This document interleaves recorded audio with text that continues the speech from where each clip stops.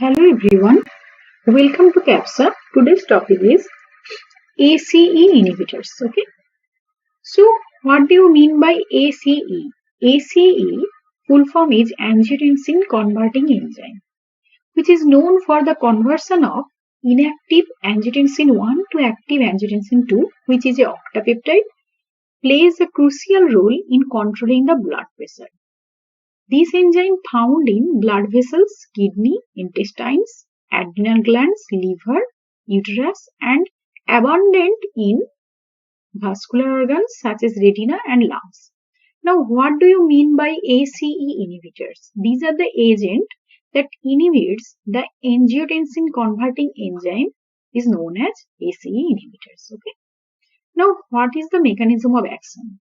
It inhibits the production of octapeptide angiotensin 2 from angiotensin 1 by blocking the activity of angiotensin converting enzyme 1, not the angiotensin converting enzyme 2, and also reduces the breakdown of bradykinin. As a result, dilation of arterioles leads to decreased peripheral vascular resistance, also called as systemic vascular resistance, and blood pressure decreases. Inhibition of angiotensin 2 reduces the level of aldosterone, resulting decrease in sodium and water retention. We should keep in mind angiotensin 2 is a potent vasoconstrictor,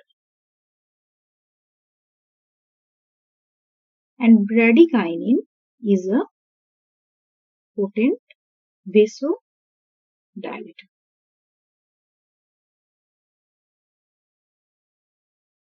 Okay. Now we will understand this mechanism action through a simple diagram. Okay. Angiotensin 1 to angiotensin 2, which is converted by angiotensin converting enzyme. Okay. Angiotensin 2 causes aldosterone release. As a result, sodium ion and water retention occurs. As a result, increase in BP. Angiotensin 2 also causes vasoconstriction in the blood vessels. Okay. As a result, peripheral vascular resistance will increase. As a result, BP will increase. In this case, if we apply angiotensin converting enzyme inhibitor, which blocks this enzyme activity, what it will cause? Obviously, angiotensin 2 decrease the aldosterone release activity, releases. Obviously, it will decrease the aldosterone release, and as a result, decrease in the sodium and water retention. As a result, decrease in BP. Okay.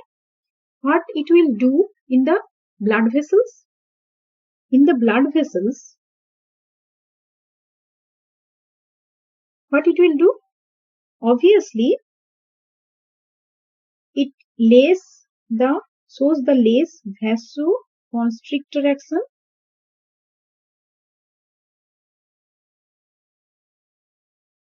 in blood vessels.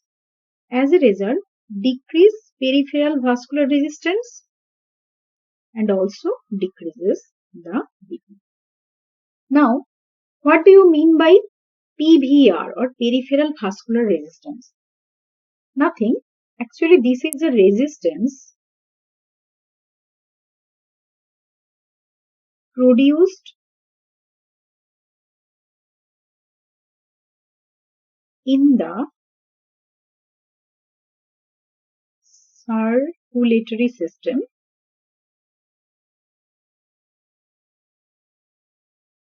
that used to create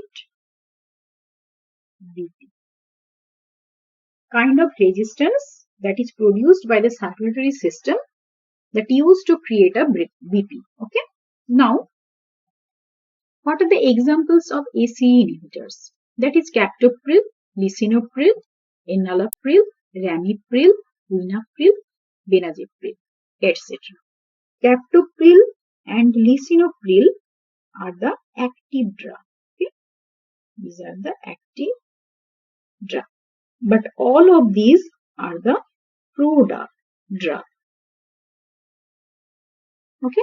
Now, what are the adverse effect and contraindication?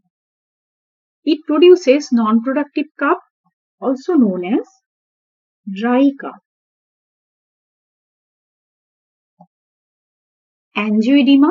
What do you mean by angioedema? Angioedema is the airway swelling and obstruction.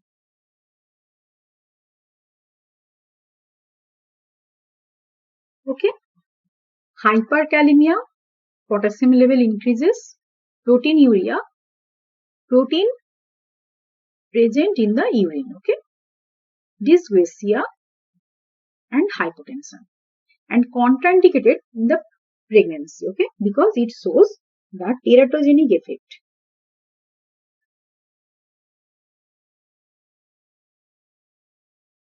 Dysgeusia means loss of taste sensation. Okay.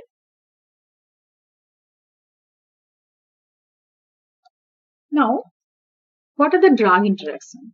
So these are the name of drugs and their effects. Potassium sparing diuretic shows the hyperkalemia action. With lithium, it decreases the renal elimination of lithium and shows the toxicity. With NSAIDs, its effect decrease the effect of angiotensin converting enzyme inhibitors. Means decrease the antihypertensive effect of angiotensin converting enzyme inhibitors. With antacid, it decreases the bioavailability of the ACE inhibitors. Okay. Now, what are the therapeutic uses? In the treatment of congestive heart failure, in the treatment of hypertension, in treatment of diabetic nephropathy, renal disease arises due to diabetic nephropathy, in the treatment of renal dysfunction due to scleroderma renal crisis. Thank you for your patience.